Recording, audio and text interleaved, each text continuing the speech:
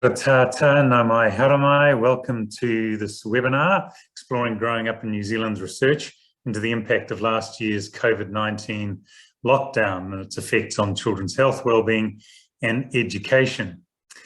Obviously, given our current circumstances, this research is more relevant than ever before.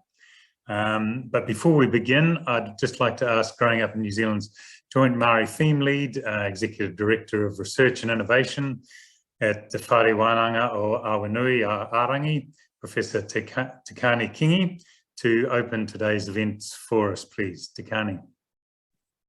Hoi anō, Professor Swinburne. Me mihi ake ki a koe mō whakamārama mō tēnei hui huinga. Nō reira, hi tika ana ki te mihi atu ki a koe, ki a koutou hoki. Nō reira, tēnā koutou. Tēnā koutou ki a koutou kua tai mai nei ki tēnei hui huinga. Hoko te rereke, te pai hoki ki a mātou ki te whakarewa tēnei pūrongo hau, ki te whakamāramatu ki a koutou, ngā hua o tēnei rangahau. Nō reira, e hara tēnei te pōwhiri tūturu, engari tika ana ki te whakatau mai i a koutou katoa. Nō reira, nau mai, hara mai koutou ki tēnei hui huinga, hei whakarewai tēnei pūrongo hau o tēnei rangahau roro ake. Nō reira, e mihi ana tēnei ki a koutou katoa. E hoi anō, ka ingoa i tātou.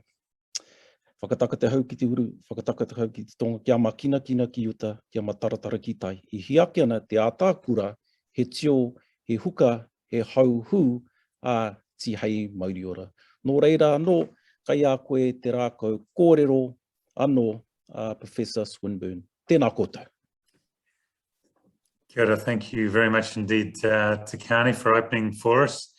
And now we'll get on with the program. So many of you may or may not know that Growing Up in New Zealand is funded by the New Zealand Government through a contract through the Ministry of Social Development. It's a relationship we're really grateful to have, and it's a critical part of this project's focus on delivering research that can be translated into real-world changes in terms of policy and service delivery to better the lives of children and family and whānau in Aotearoa, New Zealand. So I'd like to welcome Group General Manager Insights from the Ministry of Social Development, Rob Hodgson, to say a few words. Rob, platform is yours. Kia ora koutou. Hi everyone. Growing up in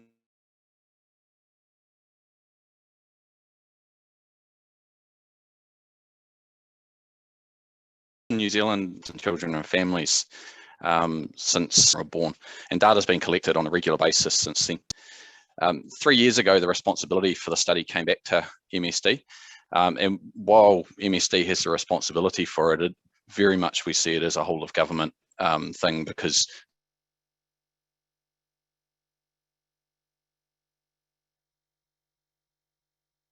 the breadth and form is right across government and right across New Zealand society. So when it came back to MSD, the first thing we did was work with Auckland University to restore the sample for the 8-year wave and start planning for the 12-year data collection wave. And one of the things we did there was had a couple of, we had scope for some bespoke work. Just in case something happened, or there were some areas which were specifically the government had interest in and we needed to lean into quickly.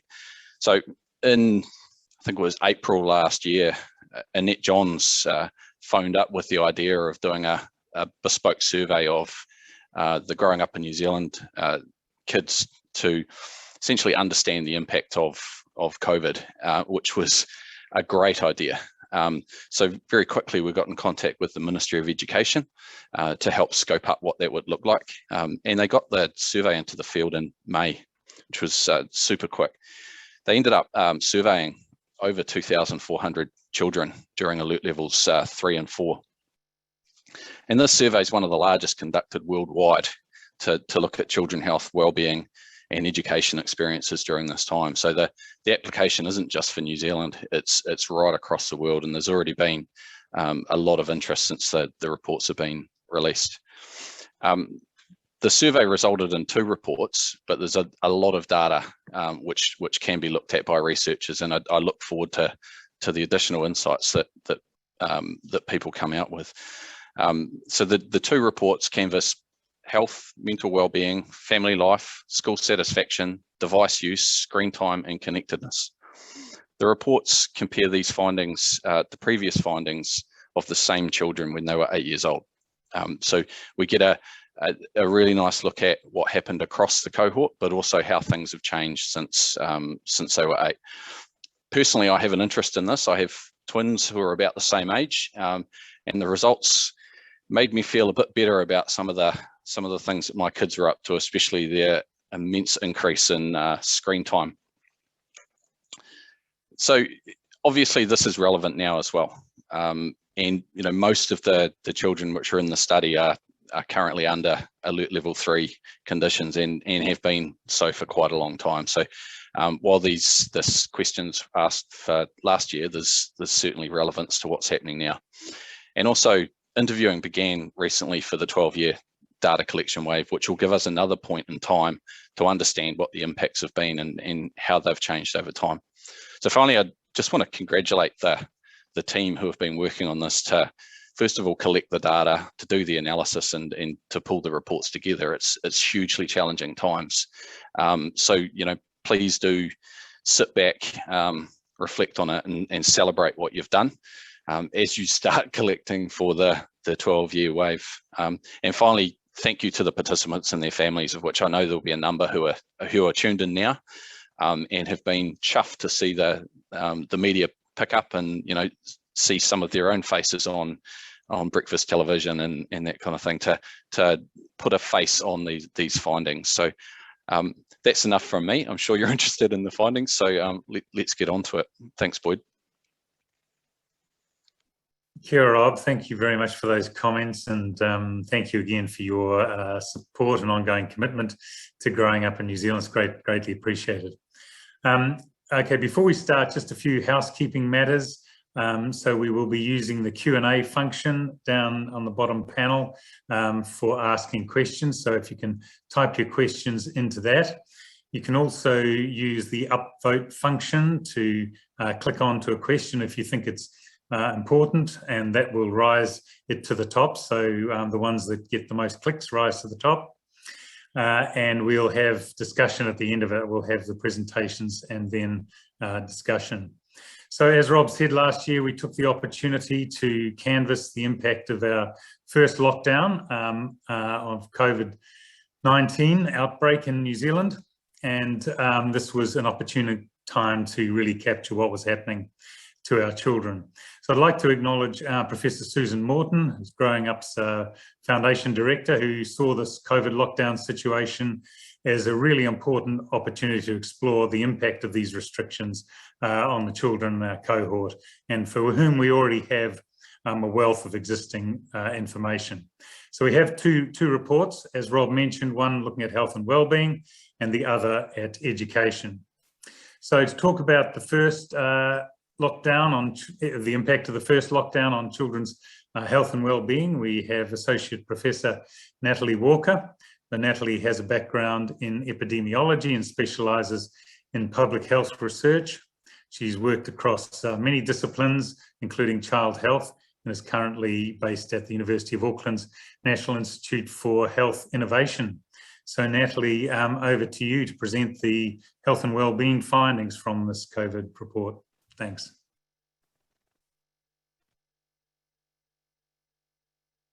Thank you. Just for a moment.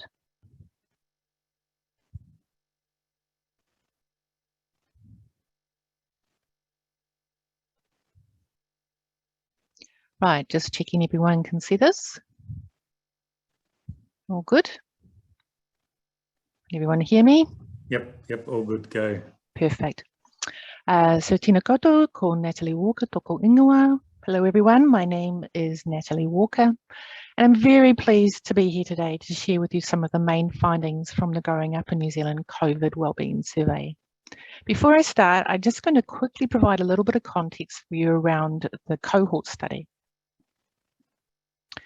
So growing up in New Zealand is, as you've heard before, New Zealand's largest longitudinal cohort study, and it follows children born to pregnant mothers who are living within the Auckland counties Manukau and Wakatoki DHB regions during pregnancy, and they were due to have their babies between April 2009 and March 2010. The cohort involves 6,853 children recruited from before their birth. Such a large sample size at baseline has meant that we have enough children to robustly consider the life trajectories for Māori, Pacific and Asian children, as well as children with multiple ethnic identities. So you'll see here that 1 in 4 children at baseline were Māori, 1 in 5 children were Pacific, 1 in 6 children were Asian, and the cohort at birth was also broadly generalisable to current births in New Zealand in terms of ethnicity and family socio-economic status. So since its inception, there have been 5 main data collection waves, with face-to-face interviews undertaken in the home, specifically when the mother was pregnant and then when the children were approximately 9 months, 24 months, 54 months and 8 years of age.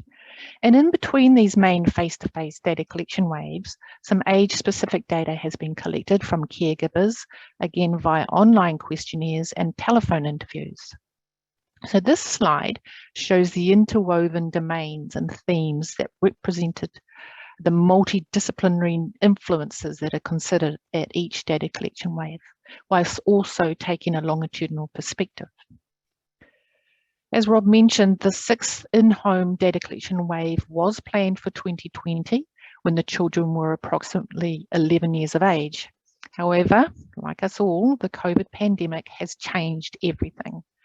So the 6th data collection wave was put on hold and has now been undertaken this year, in fact, right now. So the appearance of COVID did highlight the need to have in place some strategies to engage with the cohort in a different way, such as using an online survey. However, we had no prior experience with collecting online data from children of this age.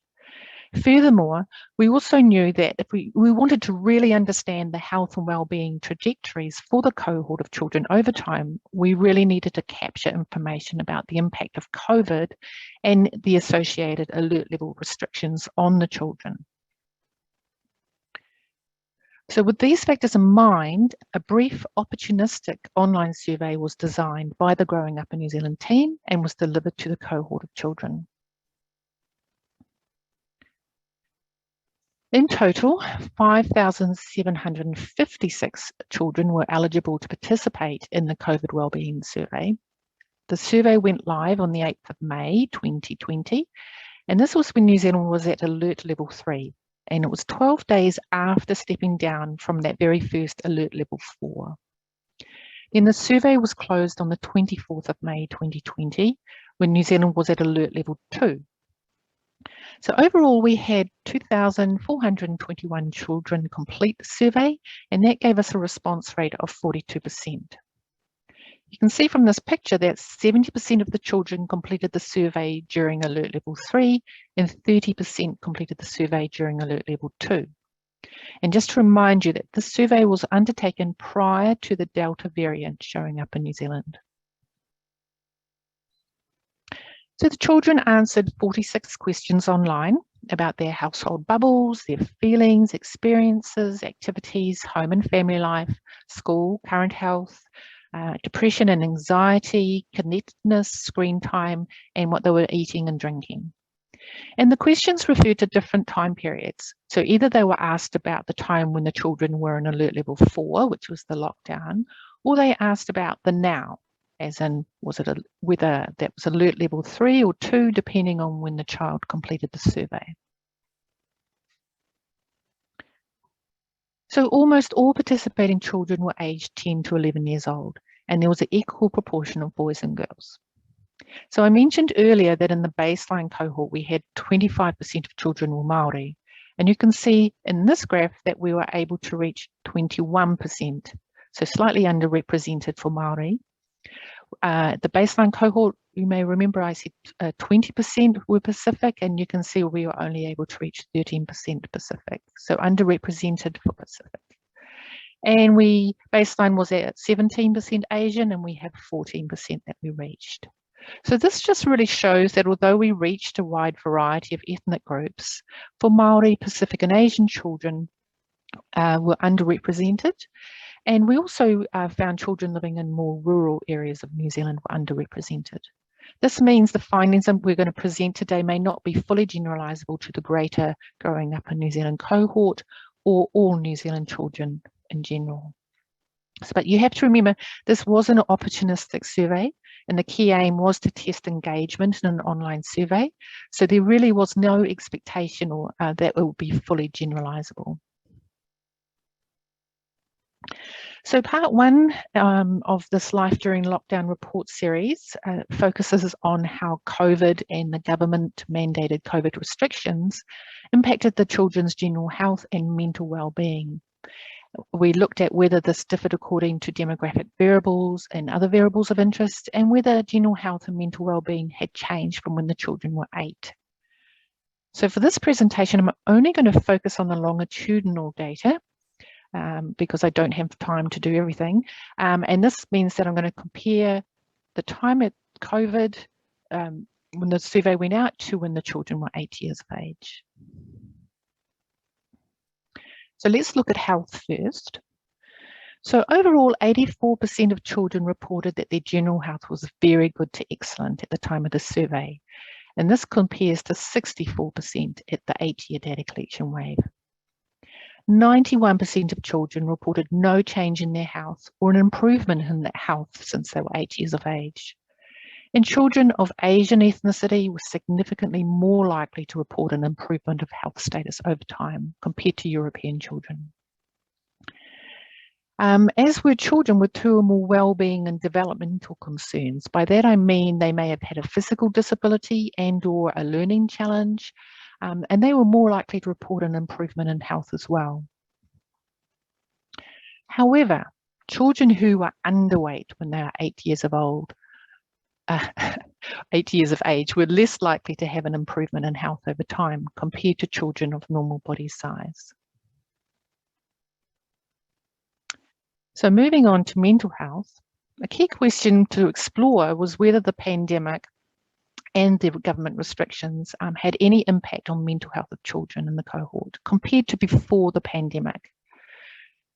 So it's important to note for depression that the questionnaire we used has not been validated in children of this age, although it has been validated in youth aged 13 to 17. So we do need to interpret some of these findings cautiously. So the graph shows the scores of the depression scale we used along the bottom. So the higher the score means there's more symptoms of depression, and the vertical scale shows the number of children. So you can see that between the 8-year data collection wave, which is in red, and the COVID survey, which is shown in blue, the overall shape has moved further to the right.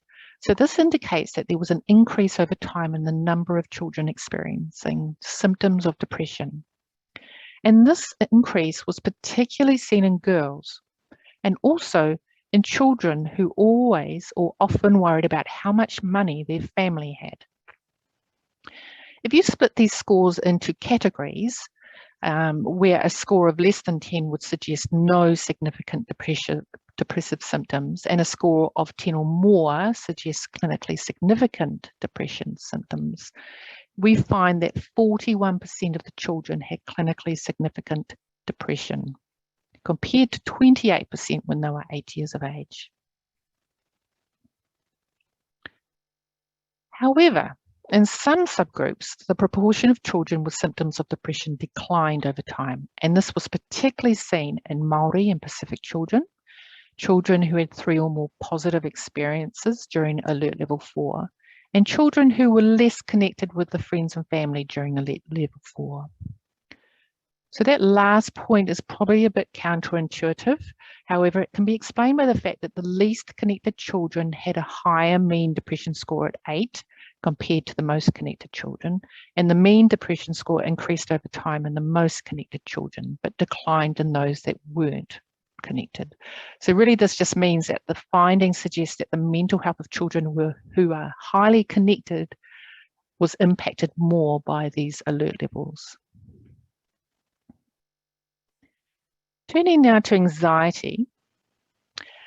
Before I start again, I just need to provide some caveats that the questionnaire we use to assess the anxiety has not been validated in the New Zealand population, and the score cutoffs we've used have not been validated in children of this age group, so we just need to interpret these with a bit of caution. So if we look at the anxiety scores and we group them into categories, as in this graph, you can see that more than half of the children at both the 8 years and COVID wellbeing survey time points had no symptoms of anxiety. Overall, 33% of children did have some symptoms of anxiety at the time of the COVID survey. Some children did not change their anxiety category between the two different data collection waves, while others had an increase in anxiety and others had a decline. So, for example, 10% of children had no anxiety at 8 years, but moderate anxiety at the time of the survey, the COVID survey. 53% of children had severe anxiety when they were 8, but no symptoms of anxiety at the time of the COVID wellbeing survey. So you can see it's quite changeable. When looking at the anxiety scores as continuous data, we see that approximately 70% of children had no clinically significant symptoms of anxiety compared to approximately 60% when the children were 8. And these findings indicate an overall decline in anxiety over time. And this decline was particularly noticed in Pacific children and children who were overweight when they're 8 years of age. However, there was also a group of children who became increasingly anxious over time. Specifically, these were children who were always or often worried about how much money their family had, and girls. So a similar pattern to what we had seen with depression. For some children, it's clear that life during lockdown was a little bit harder than for others, with poorer health and or an increase in symptoms associated with depression and or anxiety at the time of the survey, compared to when they were 8. So if you look at this as an example, the very middle of this Venn diagram where the 3 ovals overlap, you can see that there were 5% of children experienced a decline in their health as well as increasing poor mental health over time. So who were the children who were more likely to report a greater number of these 3 negative changes over time? It was, once again, girls and children who worried about how much money their family had. However, there was also impacted were children whose mothers had a history of depression and children with highly educated mothers. So it is possible that some of these mental health findings are age-related.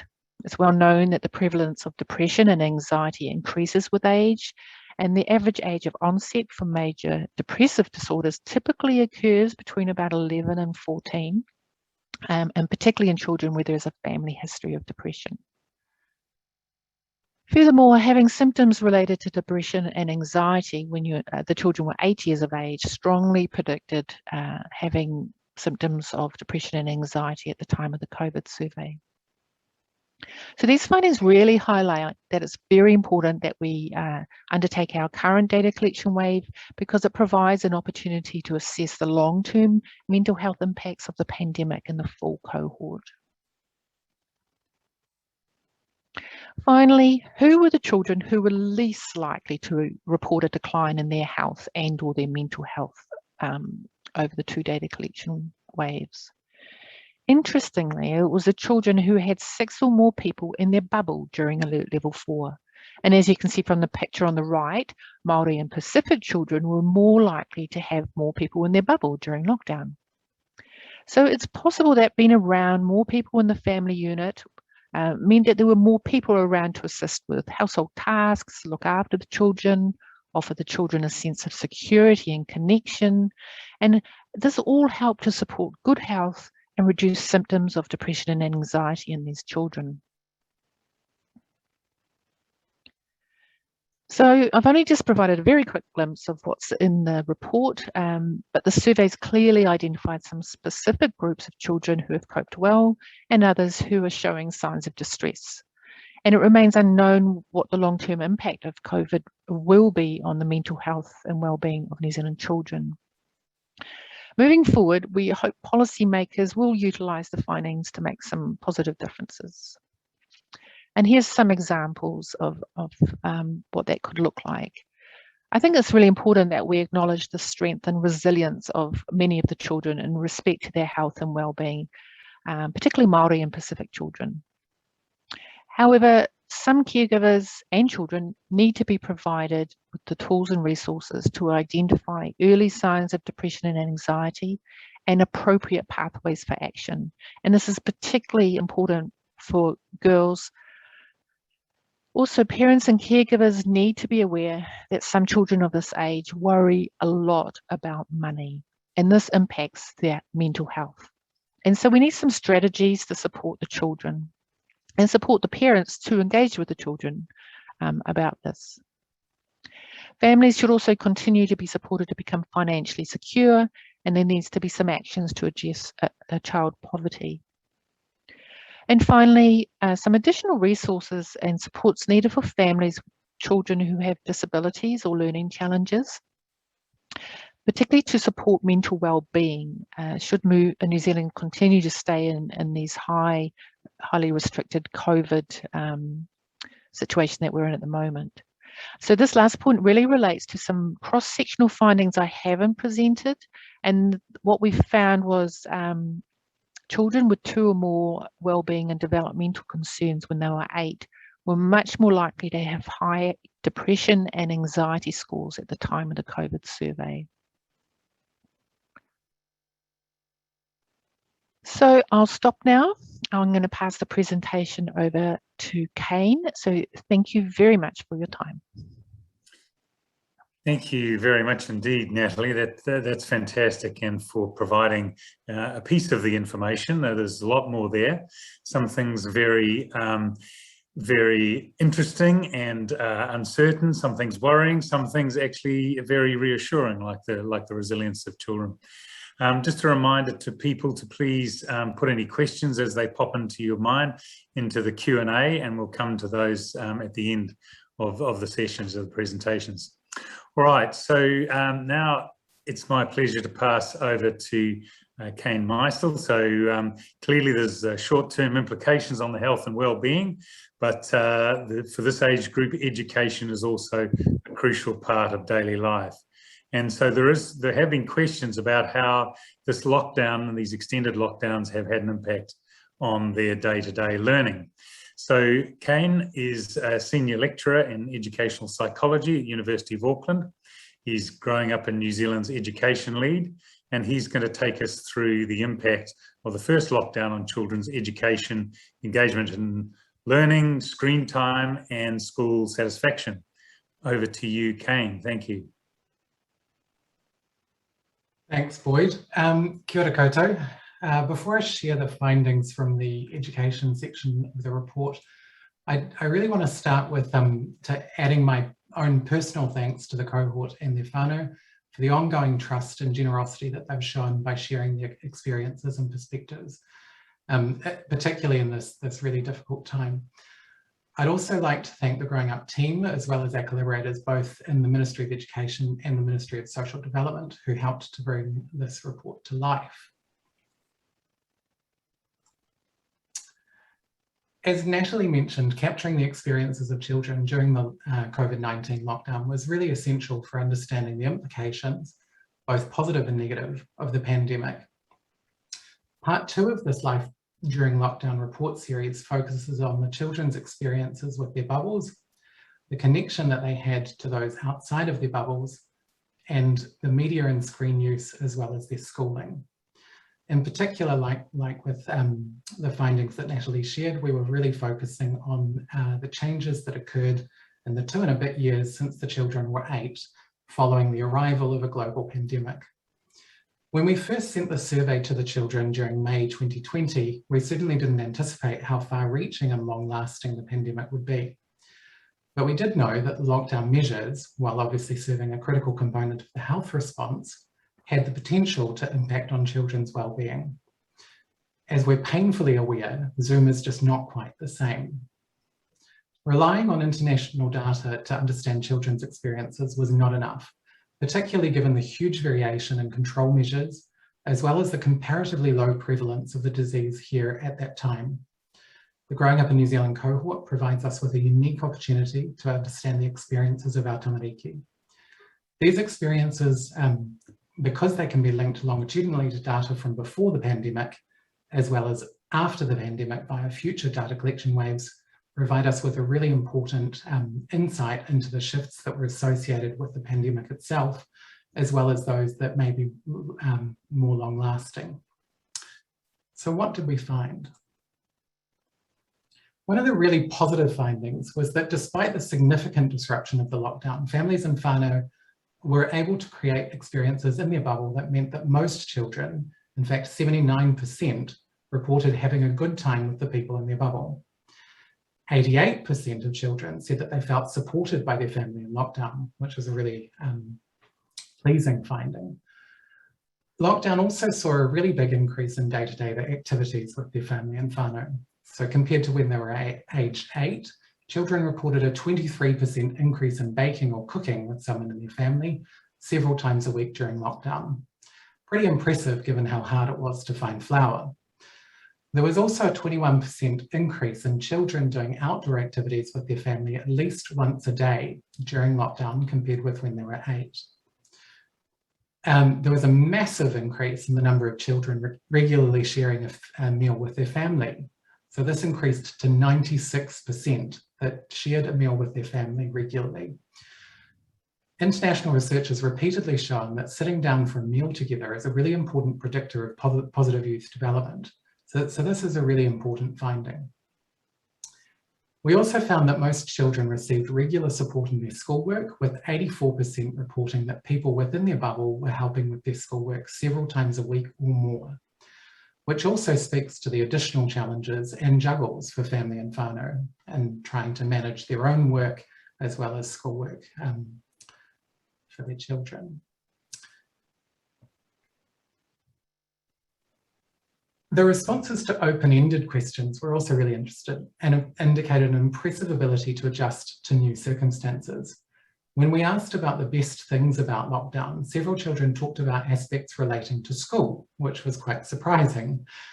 In particular, though, the things that they pointed to were the increased flexibility of the distance learning routine, having increased independence, more free time, as well as improving their self-regulation in their learning during lockdown, and as with the first quote there, not having to get up so early, which I think we can all relate to.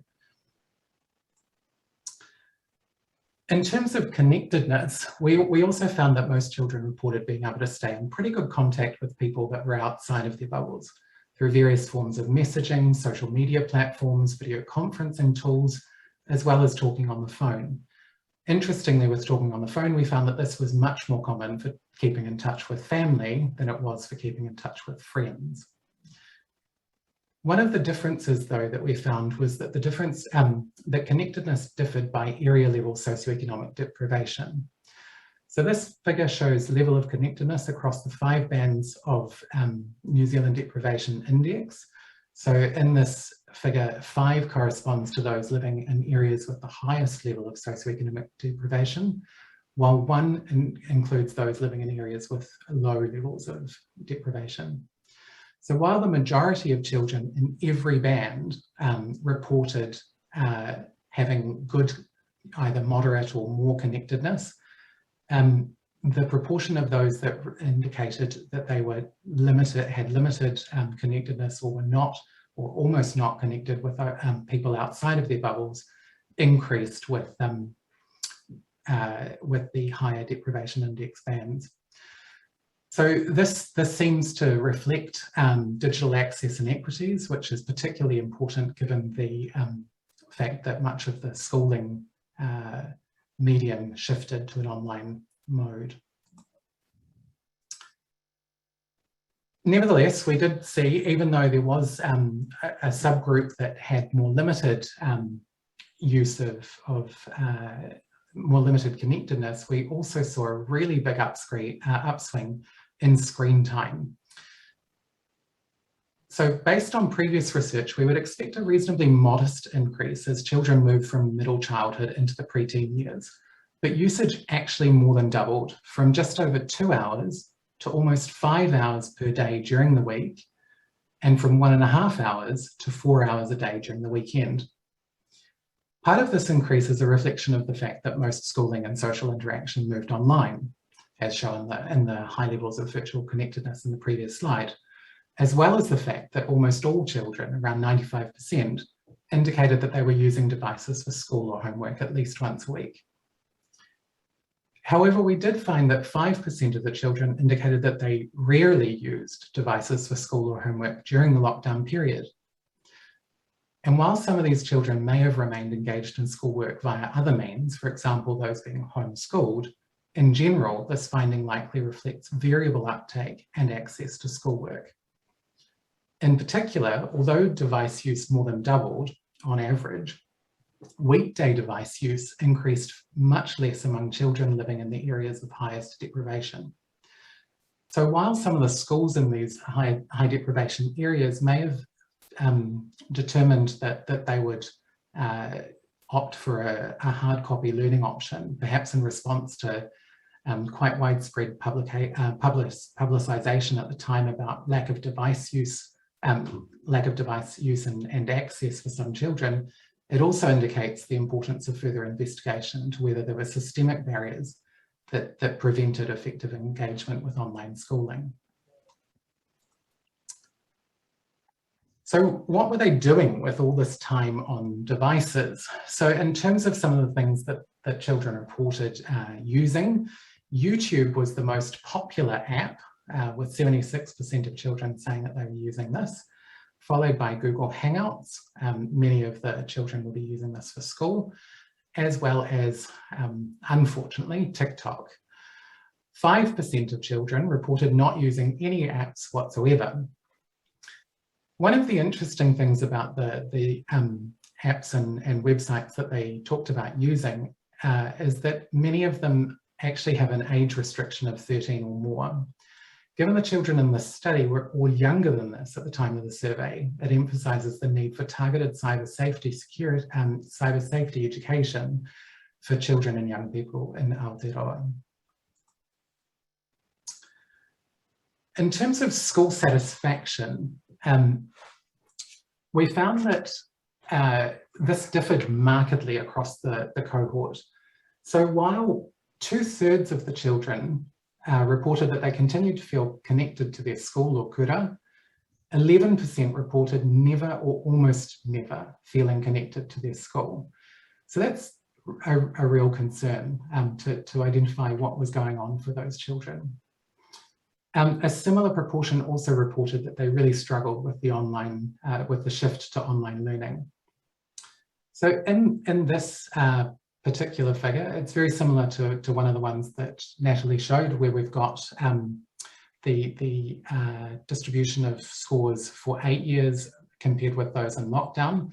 The only thing is that we've reversed the colours, unfortunately. So in this case, the blue is the 8-year and the redder colour is those in lockdown.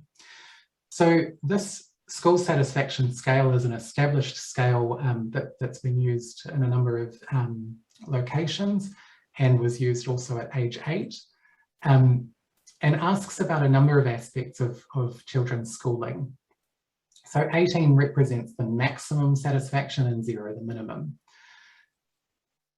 So as you can see, that there's a really high satisfaction at age 8, with you know, although there is variation, that there's quite a bunching around 11 through to 15, which really represents quite high levels of satisfaction. In contrast, in lockdown, while the sort of overall average represented reasonably moderate satisfaction, there was a really big drop compared with age 8. And we actually found that 3/4 of children reported a decline in satisfaction. So overall, although this wasn't unexpected given the circumstances and rapid change to schooling modality, there were really important differences that were evident from different socio-demographic groups in terms of the pattern of school satisfaction and how that changed. So for example, Asian and Pacific children reported the smallest relative decreases in school satisfaction between age 8 and lockdown. So the 8-year school satisfaction is shown in the blue on the right, and the lockdown satisfaction is shown in red on the left. So you can see that there was a significant decline for all ethnic groups, but this was smaller for Asian and Pacific. So given that Pacific children typically reported larger household bubbles, one of the other aspects that we looked at was bubble size.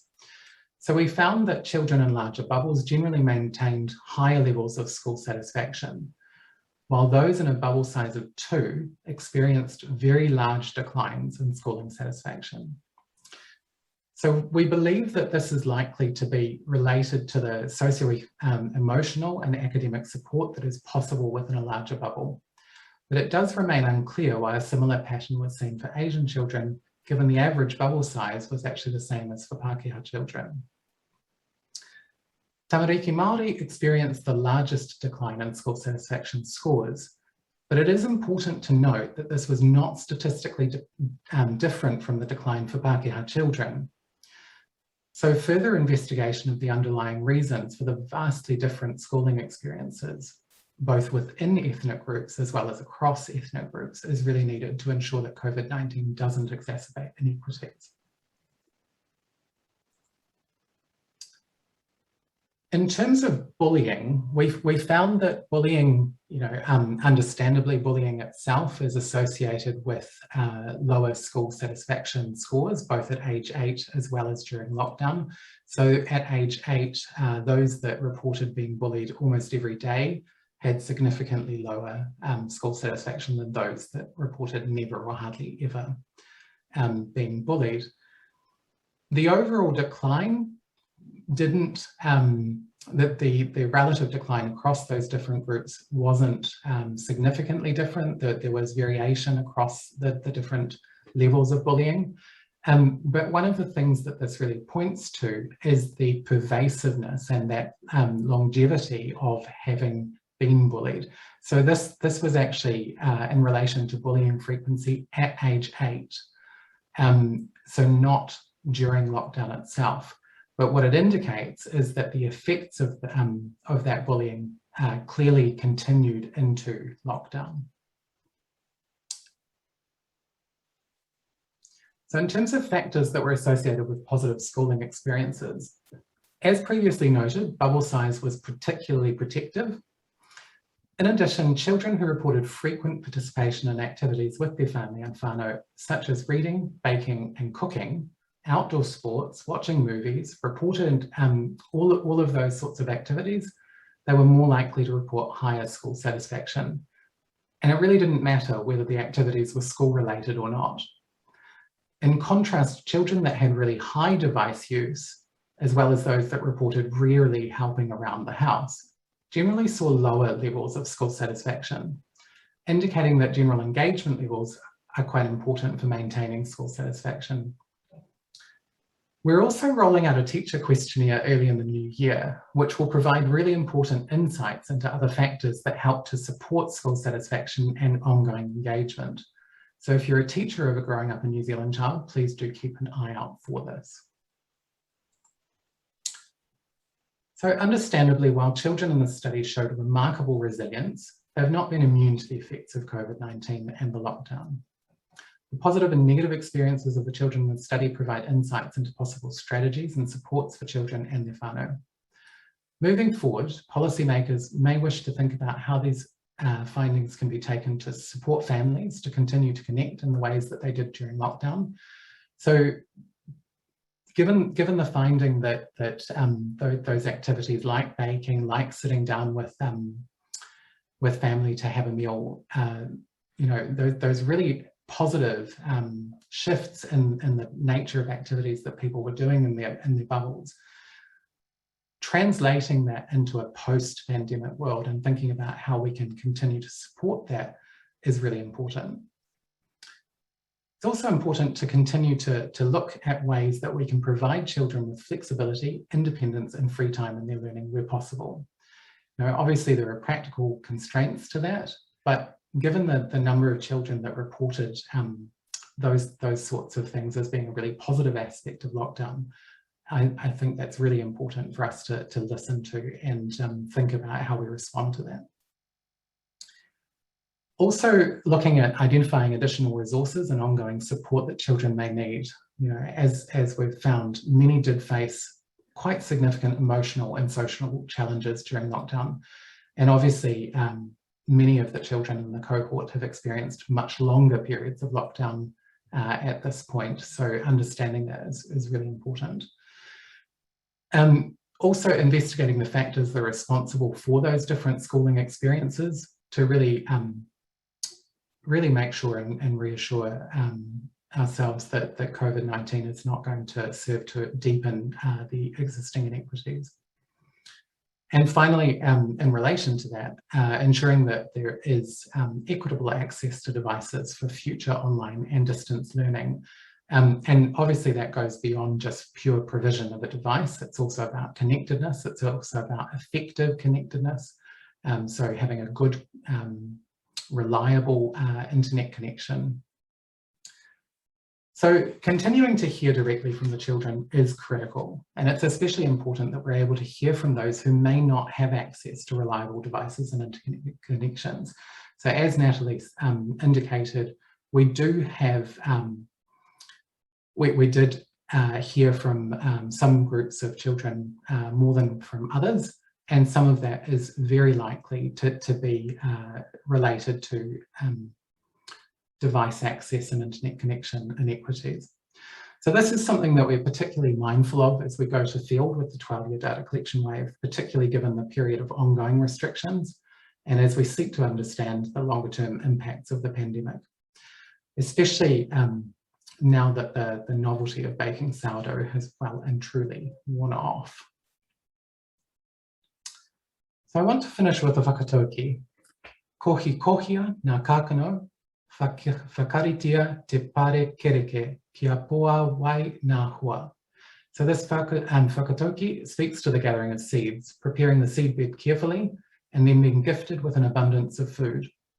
This is an appropriate analogy for the environments that we're creating for tamariki and rangatahi here in Aotearoa, New Zealand, especially as they navigate COVID-19 and the related lockdown measures.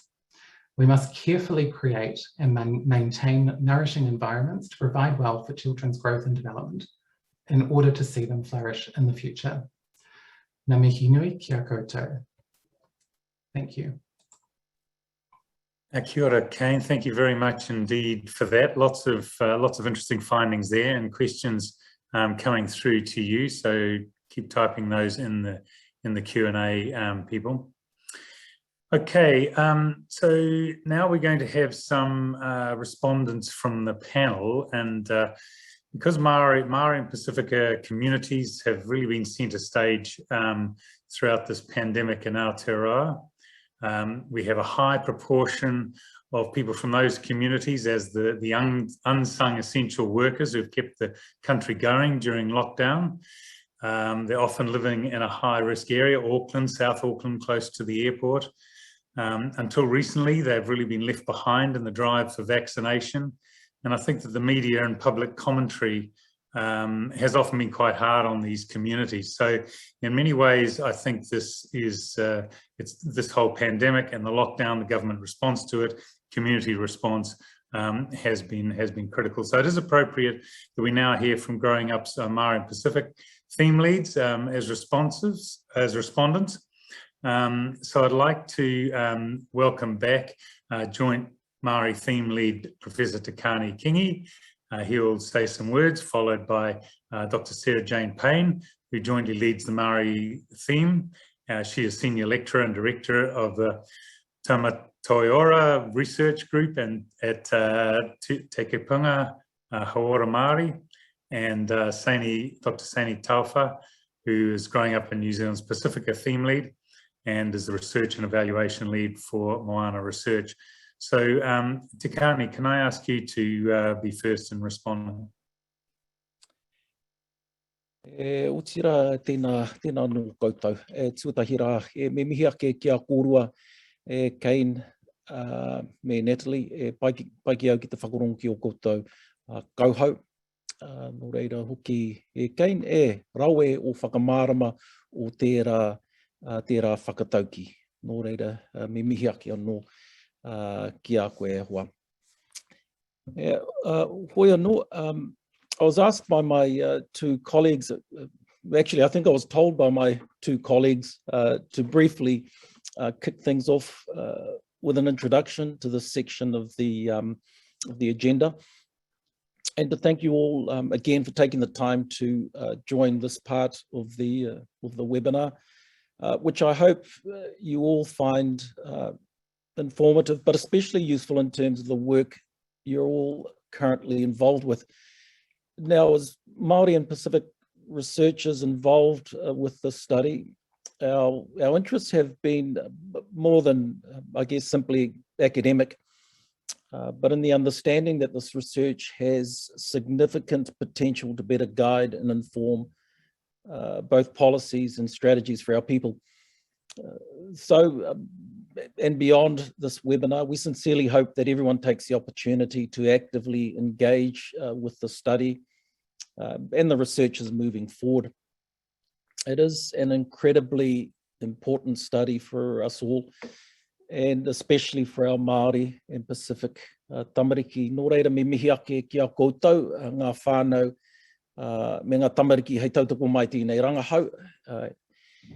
He rangahau hiri tēnei mā mātou te iwi Māori, me tā mātou whanaunga no te moana nui a kiwa. Ka kiamihia ngā rautaki pai, hei arataki, hei whakawhanake ngai tātou. Now, for Māori and Pacific children, there are some results that surprised us and others that were more or less expected. Likewise, the survey raised some concerns as they related to these children, but also some encouraging signs, particularly in terms of the relationship between culture, resilience, and well-being. Now, exploring these issues, these results actually, we thought we might adopt an organic Māori Pacific approach to the kōrero, to the presentation. Dr. Payne will start things off by broadly speaking about the importance of supporting tamariki and whānau in the good times, and so that they're well prepared when things aren't going so well. So generally around resilience and other matters. And then Dr. Tauwha will likewise contribute by offering some thoughts on the important, encouraging and culturally significant aspects of the survey. Hoi no, kāti tāku, kai a koe te rākau kōrero e wha Dr. Payne. Tēnā koe, tēnā kūrua. Tēnā koe Tikani, me mihi ana ki a koe mō tō karakia, mō tō kupu I runga I tēnei āhuatanga. Tuarua, ki ngā whānui o growing up in New Zealand, me mihi atu kia koutou, mō koutou o tēnei kaupapa I tēnei rā. Yeah, so as Tikani said, what we really wanted to do as a Māori and Pacific theme leads was to respond to the reports, to reflect on the findings, and perhaps what I'm going to do is to ask more questions than perhaps provide answers for everyone today. Because I think it's really important that we recognise the contribution of the families to this particular survey, and to think about how they were participating at a time of really deep shock to everyone as individuals, as whānau, as a nation, and as communities. So when I was reflecting on the reports, I couldn't help but look back and think about how Māori, how whānau, how iwi have endured shocks over time. So COVID has been significant, and it's having really devastating impacts on our communities right now. But if we look back in our history, we know that there have been other times when we have been shocked by other infectious diseases, by economic and social reforms that have really, really impacted our families. But if you look really closely, I think at those times of shock, what you'll see is what we're observing right now, which is Māori communities gathering together, organising and strategizing for the protection of our tamariki and our mokopuna, and to support wellbeing. So that was the first reflection that I had, that we're seeing what we've seen over time, which is that Māori communities will draw on whanaungatanga, they'll draw on manaakitanga, and they'll draw on aroha to make sure that our mokopuna are kept safe and protected during these shocks.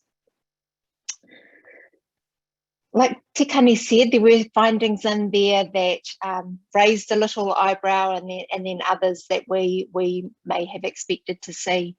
And I think it's important to, like Rob said, celebrate the strength and resilience of the tamariki in growing up in New Zealand. And those findings around sort of the improvements in emotional and mental well-being for tamariki Māori is really heartening.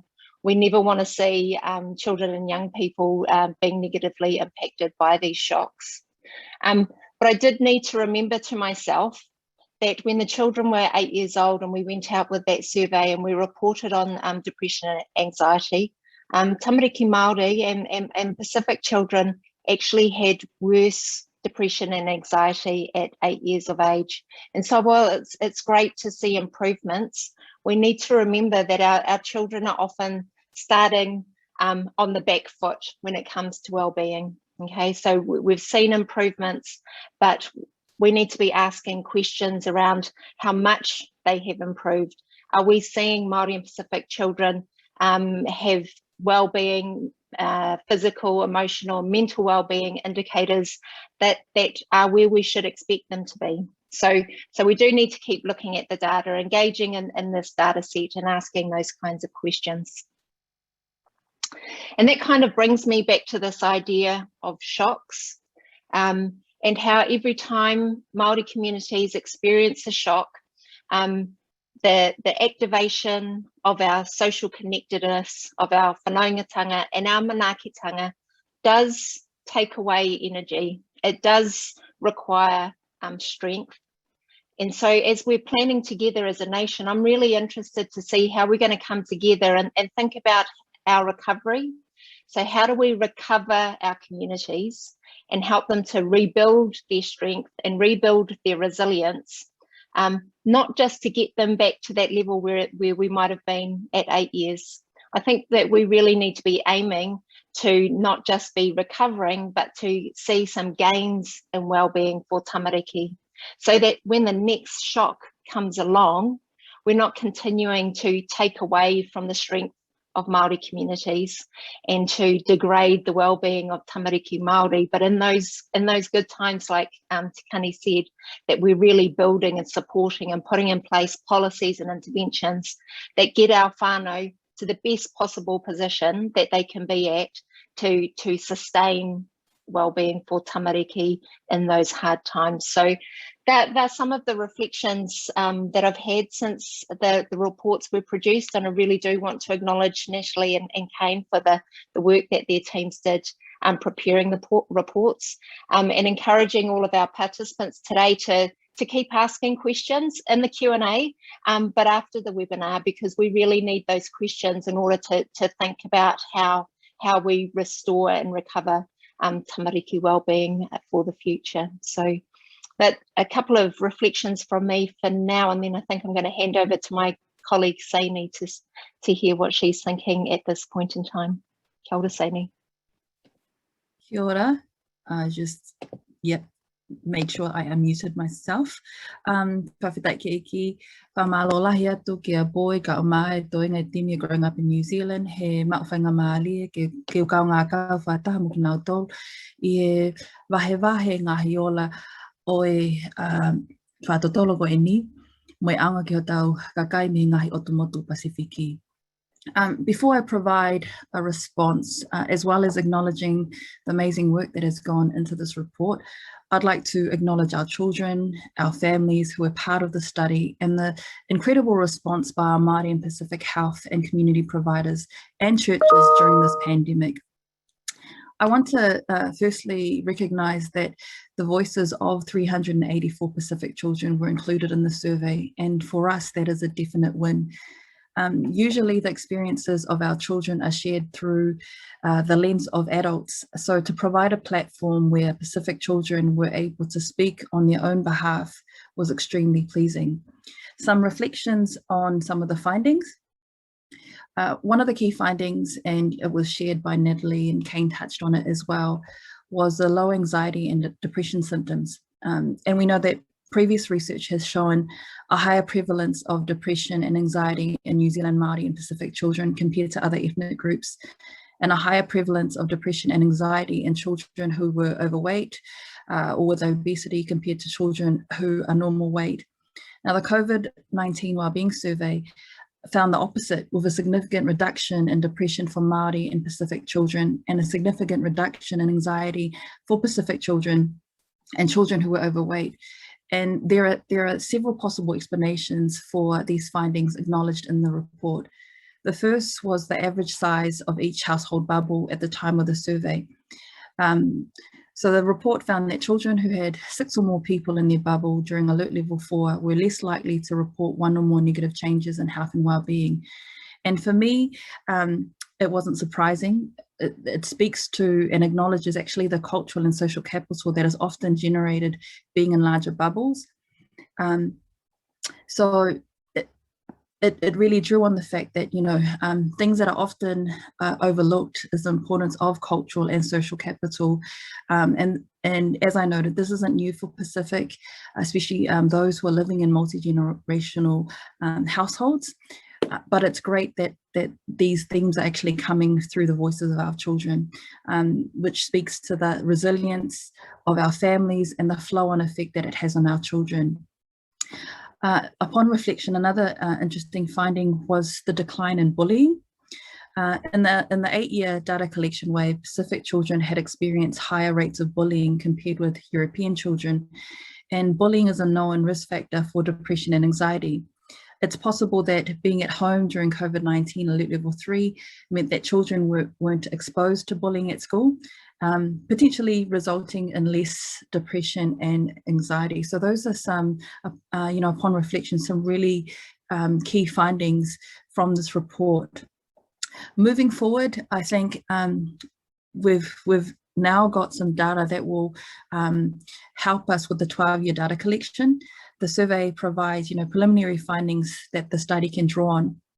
It also highlights how important our children and family voices are and the role that they play through us with their taonga, because that's actually what it is. When our families and our children are sharing their experiences, they're gifting us with taonga, which leads to, I guess my final reflection is, what are we going to do with that? You know, how are we going to make a difference for the lives of our children, of our tamariki, of our families? And that's a challenge not only for the panelists, but for everyone who is listening in today. Malo aupito. Thank you. Hand it back to you, Boyd. Good. Thank you, Sani. Thank you, Sarah Jane. Thank you, Takani, for that and those important reflections. That's been really valuable, and I think it's set the scene up. There's quite a few questions coming through in relation to Māori and Pacific and some of the tools and things that have been used. So we now have a good time left for questions, and a number of them have been coming up. We've had well over 200 people on the Zoom, and many more have registered, so I'm sure they'll be looking at the recording of this. So thank you very much for your questions. So I'm going to just go through some of these. We're going to start with you, Natalie. The one that's got the most hits on it was whether you could unpack the highly educated mothers question, which is how they're impacted, the likelihood of their children being depressed. Have you thought that one through? Do you have any suggestions there? And it's a difficult one. It's contrary to a lot of evidence that we've seen in the past, but at the time that we finalised these reports, there was nothing, no other information around this happening in other studies looking at COVID in children or in adults and women. But there has been something since the reports have been finalised. So there's a cohort study from the Netherlands that has found something similar, not talking about children, but talking about mothers, well-educated mothers having more anxiety and more depression, but how that influences their children.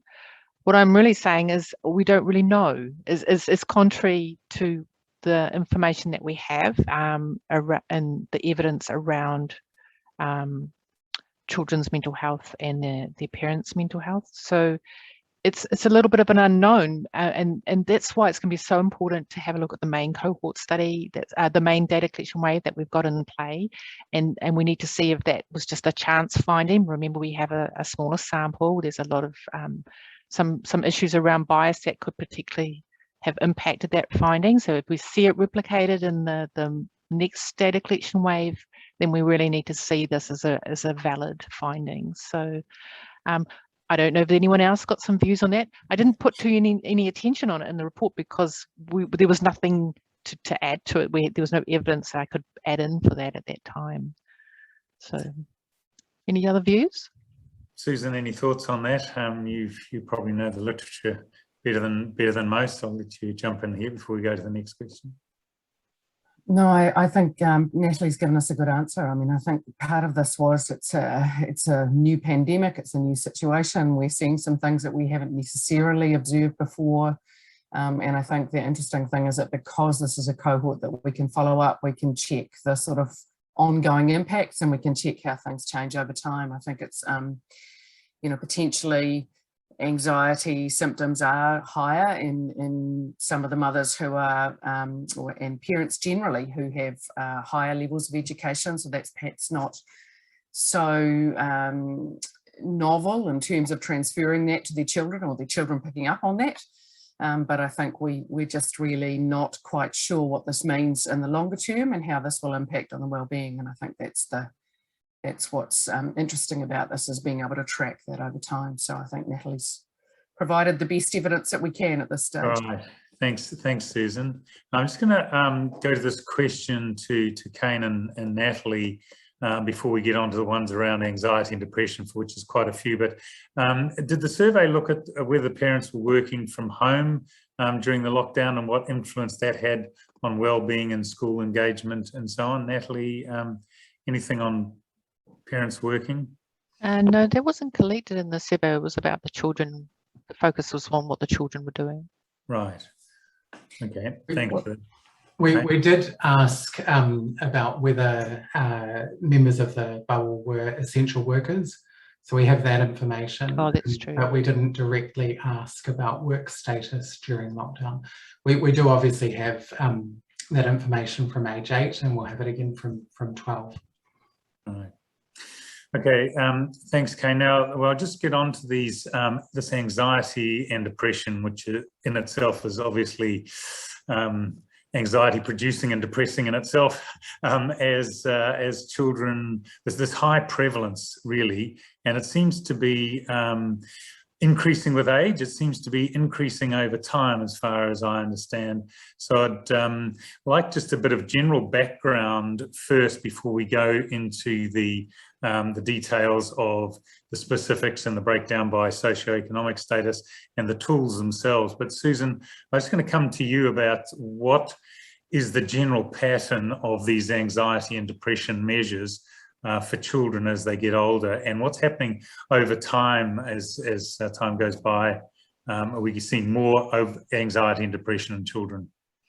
So I think the tools that were used, as Natalie quite rightly said, have not been specifically validated in the New Zealand population, but they are validated tools that have been used extensively in cohort studies internationally, and they haven't necessarily been used at this age, but we did seek guidance about applying them to our population. So the one thing that we do know they probably do is to rank the children in terms of how they are doing. What we're not clear about is whether the cutoffs that are normally used to define potentially serious or clinical illness are relevant for our populations. And I guess just to sort of add to that briefly before coming on to the longitudinal picture, in particular, our Māori and Pacific children, we're most concerned about the applicability and validity of these tools for them, because international validity testing generally doesn't include those populations. And so we are concerned about the comparisons that we make even within our population. And so there's work that's ongoing with that in the study that's separate from this to actually look at how those tools are working in our population. And that's an important piece of work. In terms of the longitudinal picture, as you said, and as I think Natalie has already alluded to, we do unfortunately see the incidence of mental poor well-being increase over time. And as children move into adolescence, unfortunately, we know that our children in New Zealand generally have pretty poor mental health actually compared to others in other developed or similar countries. And so we were concerned about that. It's one of the reasons that we started measuring it at 8 actually. And so it was really interesting to be able to then look in this opportunistic way at the impact of a sudden shock, as Sarah Jane referred to. And I think, you know, there are lots of things to take away from that people have spoken about. Our Māori and Pacific children were already falling behind in terms of their mental wellbeing at 8. Yes, in the immediate lockdown, we saw that they had a greater ability to not sort of fall behind further, but we know that they're already behind. And so those comments about what happens to them with this prolonged exposure to lockdown and these strange environments of learning and different sort of situations at home mean that we are, you know, really interested to look at what is coming out of the next data collection wave, out of the 12-year-olds, and then to actually start to look at that longitudinal picture and understand what we can do to promote the best well-being for all of our children and understand what is actually contributing to that. Thanks, Susan. So, Saini, Tikani, Sarah Jane, any comments on the use of tools and the way that these things might be interpreted or misinterpreted across cultures and so on? Do you want to make any comments on that? No?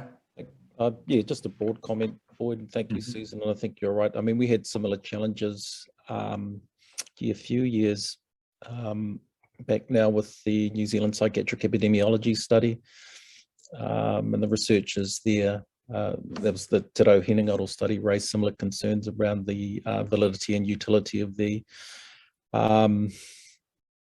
tools that were applied in relation to that study. Notwithstanding, we felt that many of the questions were relevant, helpful, and useful. And probably a bit more concern wasn't so much what the existing tools were able to tell us, but what they weren't able to tell us in terms of, well, in relation to cultural perspectives of mental health and well-being. Likewise, the language was often problematic to how things were framed. One question that always springs to mind was in relation to asking some of the participants if they were feeling blue. Yeah, I guess for many of many of the respondents were quite confused by some of those questions. Not speculating here in terms of the extent to which those issues were present within this particular survey, but just to support your comment that there are some legitimate, potentially some legitimate challenges, but notwithstanding that, it's still there's still an opportunity to, I guess, uncover some significant issues, challenges, and likewise opportunities. So, kia ora koe. Good, thanks, Takani. And I think the study that's in the field at the moment for 12-year will hopefully be able to tease out some of this question about age-related changes versus changes of the impact of the pandemic. But I'm sure we'll still have questions at the end of that.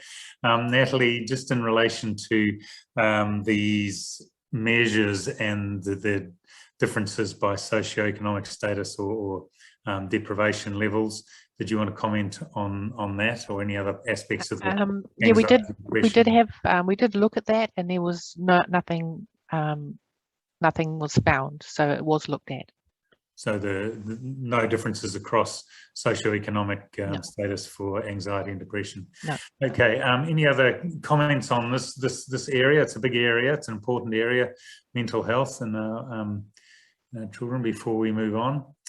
Okay, thanks very much for that. Now, Kane, there's a question about school satisfaction and whether that changes with age, and perhaps you could just address some of the questions that were in this survey that might be expected to change with age, which we need to pass out in relation to the impact of the epidemic, the pandemic as well. So, and in particular, school satisfaction. So what do kids normally do? They get more or less satisfied as time goes on? Sure. So thanks for that question, Deb. Yeah, we did look at this, and obviously it's really hard to tell within the New Zealand context because there hasn't been much research in this space previously. But the international research is very similar to the kind of pattern that we saw in relation to online device use, device and screen time, and that there's an increase in device use that we would expect between age 8 and around 10 and a half, but it certainly isn't of this magnitude. And similarly with school satisfaction, we do tend to see declines in school satisfaction between the age of 8 and around 10 or so, and then it sort of stabilizes out through the secondary years, but it does have that decline through primary. But once again, it's nowhere near any of the research that I've seen does not suggest that you would expect anything like this level of change. Right. Okay, thanks, Kane. And there's a question here which I might get you to answer as well about whether the lack of access to devices impacted the sample, because the strategy was done online and there were some issues with some kids around access to devices. Do you want to just talk through that a bit about what that context is and how that might have affected the sample size or the sample who responded? Yeah, sure. So given the survey was administered online, that's certainly a possibility, but it's not the only possibility. So there will be some children that we couldn't access simply because they didn't have good internet, their emails were not working, or those sorts of things, or they only had an old device that was really hard to use, and so maybe they started the survey but got sick of it because of the difficulty that they had with the particular device that they may have had access to. But in saying that, as Natalie indicated, because it was really a sort of it wasn't the same as our previous data collection waves, we weren't able to, given the particular, that time frame of trying to get out as soon as we possibly could to go to field, to get as many children as we could during the sort of lockdown phase. It wasn't possible to put in quite the same level of resourcing that we usually would to ensure that we get as representative a sample as possible. So some of it will be access, but some of it will also be just simply that some children didn't want to fill in the survey. Okay, thanks, Kane. And Natalie, I'm going to ask you about this one around the overall representation of this sample and how much it reflects the demographics, I guess, of New Zealand, or how much it was more middle class respondents, as the question asks. Sorry. You're back on mute. Or Susan had something she was going to say. I'm sorry, Susan, I didn't see you there.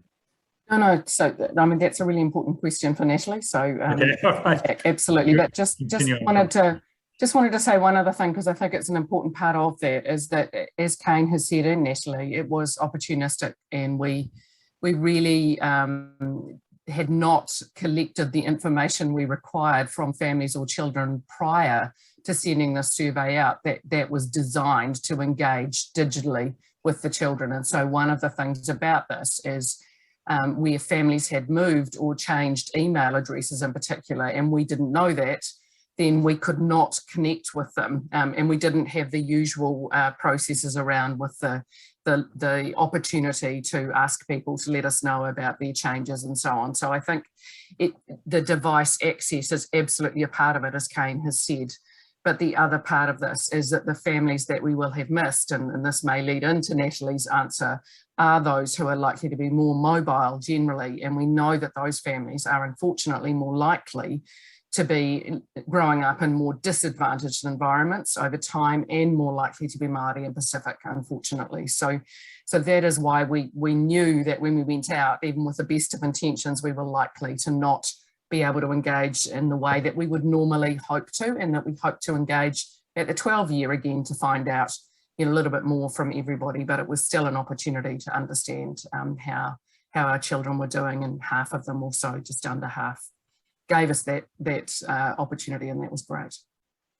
Thanks, Susan. Natalie, want to add to that? So about just check it, had to check my mute was off. So this was about the data representation about the socioeconomic spread of the sample compared to, I guess, the wider growing up sample, and I guess New Zealand in general. Yeah. So remember at the beginning of my talk, I said that it was the baseline cohort was set up to be as generalizable as possible for the population at that time. For the survey, and that's for as many variables as possible in terms of social class and ethnicity. For the survey, so there was a more underrepresentation of children from higher socioeconomic deprivation, but it was not statistically different between the different levels, so low, medium, or high. So, but it was slightly more from the so more leading towards the higher socioeconomic groups than the lower. All right. Sorry, not very clear there, but just trying to get that clear in my head. All right. Thanks, Natalie. Sarah Jane, you talked about bounce back from shocks and so on. And there's a thoughtful question here, longish question from Julie Spray about the concept of resilience. And Sani, you may want to talk about this as well from a specific concept, but it is a complex construct. But I guess what Julie's trying to say is, by focusing on resilience, are we putting too much responsibility on the kids, or individualizing these kind of results around individual resilience versus looking at the structural factors which might support those kids? Yeah, that's a great question, Boyd, and thank you to whoever's put that one in, because I agree. It is not the job of tamariki and rangatahi to be taking care of themselves during these times. I mean, when we look at the data from growing up over time, you can see that the qualities within tamariki and rangatahi are clear, that they have abilities and potential that we're trying to support.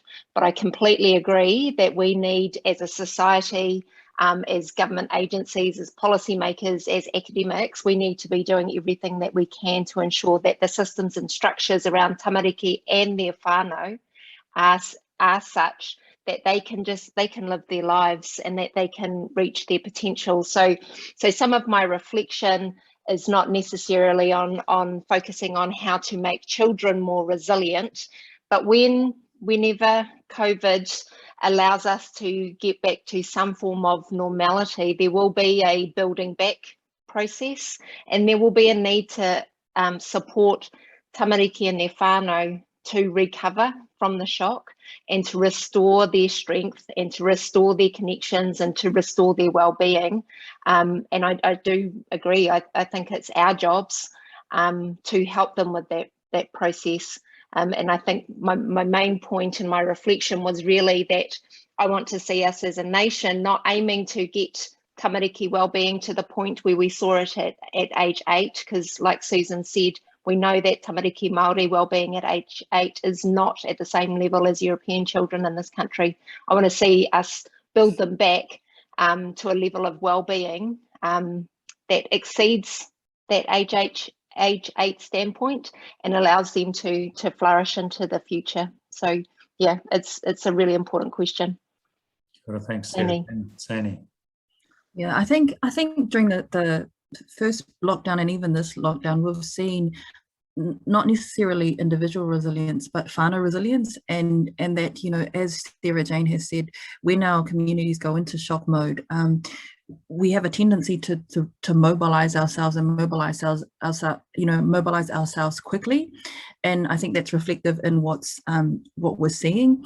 There's a Cook Island Māori framework, and it's called Tūranga Māori, and it starts with the premise that every child conceived and in their mother's womb is born with tūranga. They already belong to their whānau, and every tūranga has pirianga. That means, you know, in relation to other people.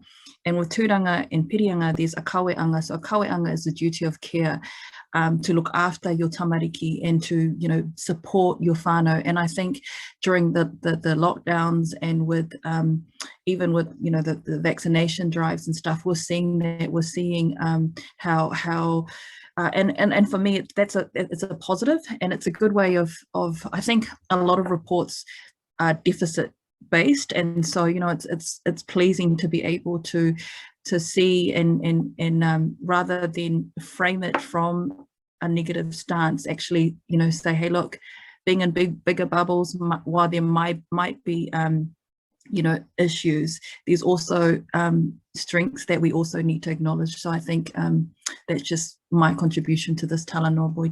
Kia ora. Thanks, Sani. And while we're talking about frameworks, Takani, I'm going to come to you now, because there's questions, a couple of key questions here from Deb Reweri, talking about the value of Mātauranga Māori frameworks and so on to help with this, and particularly by addressing poverty. So just wondering if you want to follow on there from Sani and talking about how we might use some of those frameworks to I guess better understand, a better frame what we are seeing here. And as Sani said, a lot of this stuff is framed in a deficit way, and if we use other frameworks, that will give us a set of spectacles to look through in a different way to see some of the positives that are coming out. So I just wondering if you've got any responses to that.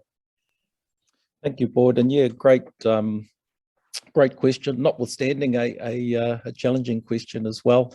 But it has been, and I guess we've considered these types of questions more broadly over a number of years, and particularly in terms of the tools and instruments that we've been using as part of various surveys over the years.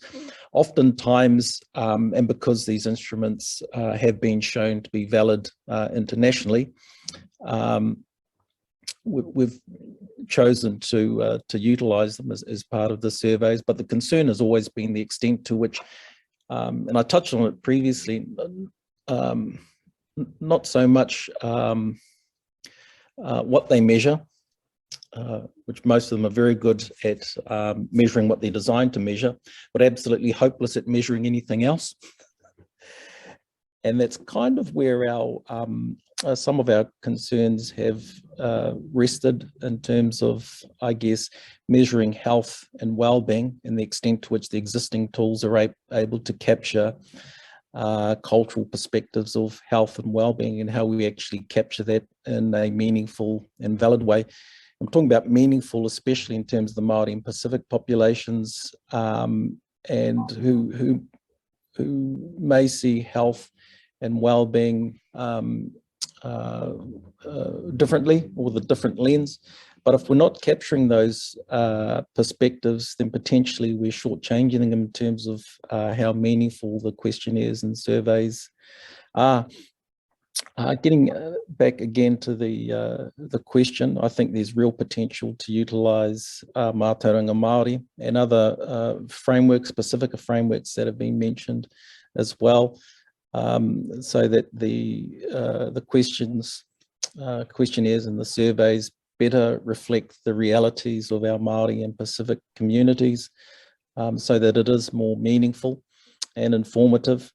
I spoke earlier about the, I guess, the potential of the study, and actually the foundation of the study is to better guide and support policies and strategies for Māori and Pacifica tamariki and communities. So I think it's incredibly important that the uniqueness of this study is expressed in multiple ways, and that includes the incorporation of Mātauranga Māori, Māori and Pacifica frameworks, so that we're capturing information, perspectives, views and insights that are meaningful to those communities. So again, great question, and it's something that, and not just the Māori and Pacifica researchers, but all of the researchers involved with the study are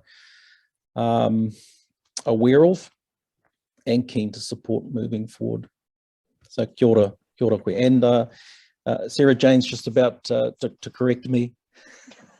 I'm not correcting, I'm adding, and maybe doing a little bit of a plug, because I love the question around Mātauranga Māori frameworks, and I think about frameworks as helping us come up with ideas and questions. So if there are people, Māori researchers, Māori communities that want to apply their frameworks to growing up in New Zealand to help us answer questions that we might not have imagined yet, I mean, that's the kind of engagement and collaboration I think that we all be really keen to support, because the COVID-19 reports have given us some great insights into what was happening last year for our tamariki, but we also need to be thinking about what's happening this year and what's happening in their futures, and those frameworks will help us come up with some really, really important and amazing questions. Good, thanks, Sarah Jane. All right, Kane, I'm going to come to you. A couple of philosophical questions, I guess, but deep ones. One from Deb around the education system and what can we do to co-design that to make it more conducive to the cultural context and learning process. So that's a big one, but it's also connected to one asked by Sala about the scope of the pedagogy used at home and at school. And so those going a little bit deeper, and I'm not sure whether this survey is going to shine much light on that, but do you want to just respond to those? Yeah, I think those are really important questions. With the first one, I can't directly answer it other than to say I agree. I think it is well beyond time to co-design our educational system along those lines. I know that that is something that work is going into, but the extent to which that truly represents co-design is I guess open for debate. And in terms of the question about just about the pedagogy and pedagogy is used at home and at school.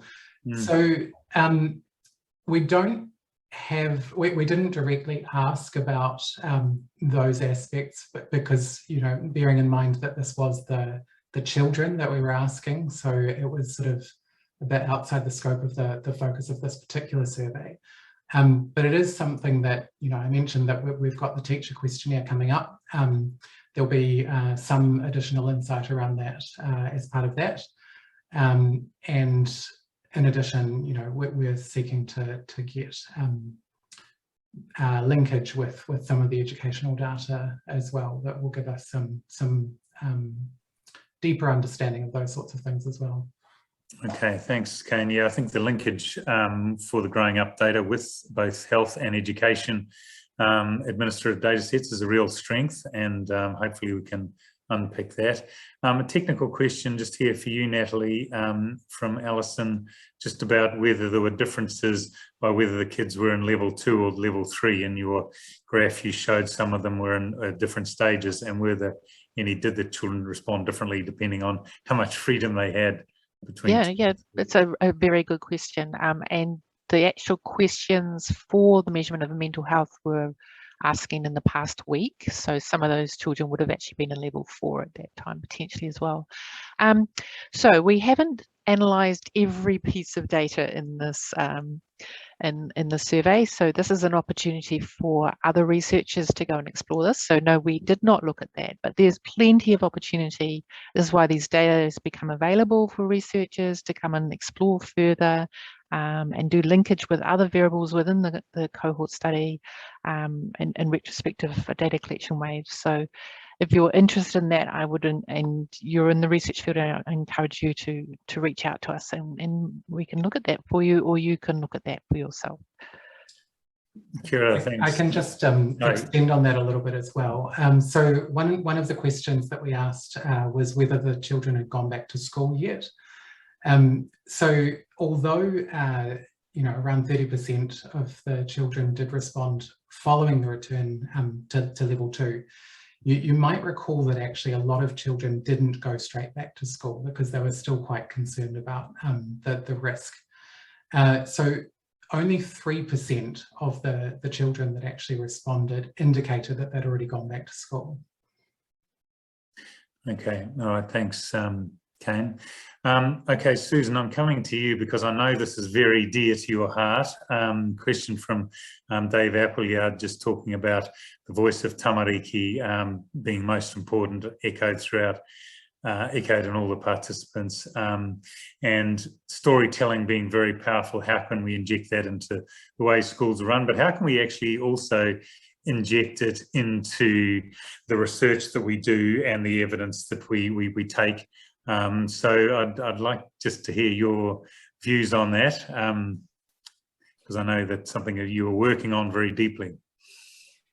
Yeah, thanks, Boyd, and thanks for that really important question. I think there's a lot of acknowledgement that we need to hear more from those people who are most impacted by any policy or any strategy or anything that we're concerned about, and we've done that in a less than ideal way in the past, I think, listening to those communities who are most burdened. And in this case, obviously with our focus on tamariki and on rangatahi, it is really, really critical that we are hearing directly from those people in our population who are going to be our future and whose voices matter and whose opinions matter. And actually, when we think about well-being, we obviously come at that with very many biases. We have our own lens on it, but what we're really trying to do is optimize the well-being of those children, not on their own, as Sarah Jane has indicated, and others. They exist as part of a whānau and a wider extended family and communities. So it's about understanding how to support all of those people who support those individuals as well. But I think what we were doing even before the pandemic at 8 was we were excited in growing up in New Zealand to be able to be listening to the voices of the children directly at 8. And one of the things in the Now We Are 8 report was celebrating the voices of the children at that point, the very early stories and voices that were coming from the children. That really adds so much value to the information that we can glean from their parental or caregiver reports in the past. So this was an opportunity at when the children are still quite young, 10 or 11, to actually go back to them and to hear what this strange world, the strange pandemic experience was like directly for them very early on. And we are committed, I think, as a team of researchers and as a team generally, to actually continue to capture the views, the voices, the sense of lived realities of the cohort themselves. That is what we have an advantage in a study like this, and we are able to add tremendous value, hopefully, to some of the administrative and other data that is out there that isn't necessarily collecting direct voice information and not collecting it sort of by important relationships that are built over time as well with the people who are collecting that information from them. And obviously, as I suspect you're alluding to, we also have a parallel piece of work that is running alongside this, recognising that actually if we don't create more innovative methodologies to engage with cohorts who are digital natives in ways that are context relevant for them, we are not going to continue to be able to engage with them. They're not going to feel comfortable sharing their stories and their voices and their views with us. So we do have a project ongoing alongside that some of our Leading Light group will have been exposed to already in terms of in our Voices project, where we are trialling novel ways to collect the stories and voices of children to augment what we can collect in the sort of traditional longitudinal studies, which are very much based on questions that we, will do our very best to make sure they are going to collect lived realities with some accuracy and validity. But we're also wanting to collect more qualitative information from this large group of children and actually allow them to tell us more in their own words what well-being means to them, what they need for support, what we can do to help them. And so I think collectively, those pieces of information are going to be quite unique actually in longitudinal studies like this in the world, and will actually help us to understand even more about solutions and about how we can promote this, the well-being of all of our children, and actually close some of these gaps that Sarah Jane and others have talked about too. Good, thanks, Susan. Sani, I'm going to come to you, and this is a question about the policy response to this information, and particularly the finding about larger bubbles seeming to be rather protective. And of course, this speaks directly to policy about how many people are allowed in bubbles and when we can share them and so on. What's your thoughts about how this might reflect in policy in relation to bubble and bubble size? There's a big push towards understanding well-being holistically, and as I noted when I was reflecting, when we normally talk about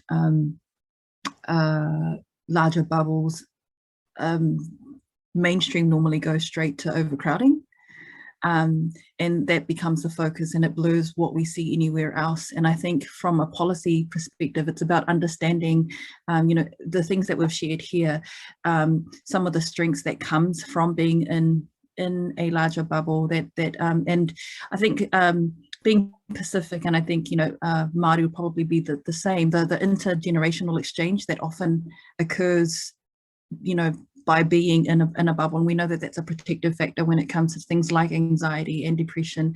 So I think it's important not to disregard the strengths of being in a larger bubble, and just to be mindful to that, when you're developing and writing up policies, looking through just one lens isn't good practice. So that would be, I think, my response.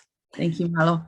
Yeah, Malo. So I think the comment, I guess, is to take the mental health perspective into account as well when we're formulating the policy, and the bubble size and the support that's available for children actually seems to be really important. And there is also, this relates to a comment in here about, we've got the tools and we're sort of measuring all this mental health, but do we have actually the resources to treat it? And a lot of the mental health response seems to be very much at the kind of treatment end. What do we do when people are showing that suicidal ideation, or they get into those depressed and anxious states? Whereas really we should be perhaps focusing more upstream, and these things that would be protective of mental health. I was extremely happy when Susan mentioned that, growing up in New Zealand is also going to be looking at some qualitative findings, hearing from tamariki themselves and from our Pacific families, where it's not where we don't have scripted questions, but where we're able to, where we allow them just to tell us how they're feeling, and where we can prompt them here and there, but ultimately it's about them telling their stories, as opposed to us kind of having prefixed questions that can skew some of the results, because if you're only asking certain questions, you're going to get the response will just be based on what you're asking. So I think that's a move in the right direction in terms of us better understanding the lived realities of our families, and teasing out some of that resiliency stuff as well. So yeah, definitely pros moving forward. Kia ora, thanks for that. Sarah Jane. Thanks, Boyd. I just wanted to add on to Saini's kōrero about bubbles and the joy that comes from being with our whānau and multi-generational whānau. But my thoughts around policy, it's always and. So we need policies that support whānau to be together, to draw on those social connections and to support each other. But we need the other policy to ensure that their bubbles, their homes are large enough so that they're safe, that they have the incomes that they need to buy all of the necessities of life so that they can work at home. All of those things are what we really need to be aiming for to get those sort of tamariki wellbeing outcomes that we're all hoping for. Thanks, Sarah Jane. Now, I'm not sure who's going to be able to answer this one about Māori children, about Te Reo speaking children. I don't think there was a question on that, was there, Natalie? Or children in Kura Kaupapa. Did we know, do we have any of that data? We have, so some children, I'll just, so we haven't looked at the data according to that, so that would be something that could also be looked at later, but some... There's also... sorry? Go to County. No, sorry to interrupt. There's also, and beyond this, or in addition to this COVID survey, there are some other reports which look specifically at Te Reo Māori and tamariki in Kura Kaupapa, and some really interesting and positive data in relation to that. And I think, Susan, on our website, those reports will be available. So that may be, and sorry, Natalie, that may be of interest as well. Yeah. Yes, correct. Those the reports that we get the generous funding from MSD to support, which are wonderful because they allow more to be done with the data. So that's that report will absolutely be highlighted, I imagine, to Kani, and thank you for your efforts and others to do that work. All right, thanks. Natalie, any further to add to that? No, not at this point. Okay.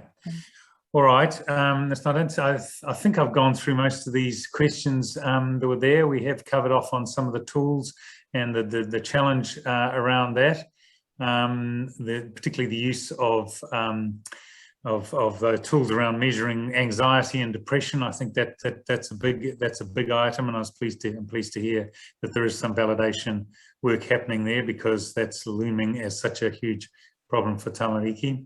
And I think that I've covered most of the questions in the chat and the Q&A. So with that, I'm going to actually give everybody something extremely precious, which hardly anybody gives you these days, and that's an extra 10 minutes in your life to go and do other things that I'm sure are piling up there. So thank you very much indeed to everybody for that. That was a great set of presentations, a great set of questions. If you want to find out more about the research, or you're interested in collaborating, please feel free to reach out to us. You've seen us on here, and please reach out. If you're a researcher, want to find out more about using the COVID-19 data sets, you can make an application. They're accessible on the website. So I'd like to just wrap up here by acknowledging, as several people have, with the fantastic participation and engagement of the 6,000 or so growing up families in New Zealand. So if you're there and you're listening and you're here, thank you again for that. Namaste. And we're in the field at the moment, so we might be hopefully contacting you for the Year 12 survey. All your support really matters, and we try to keep in contact through the newsletter. You can contact us on the website and so on.